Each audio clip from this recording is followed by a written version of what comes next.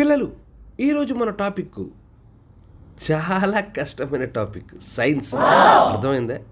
ఈరోజు చాలా న్యూగా మీకు చెప్పబోతున్నాను. కొత్తగా బాగా మైండ్ పెట్టి వినాలి. అర్థమైందా? సార్ సైన్స్ అంటే చాలా కష్టమైన సబ్జెక్ట్. అర్థమైందా? సార్ భూమి గురించి మనం మాట్లాడుకుందాం. భూమి శూన్యములో వేలాడదీయబడింది. అర్థమైందా? సార్ దారం లేదు సార్. ఏం దారం నానా?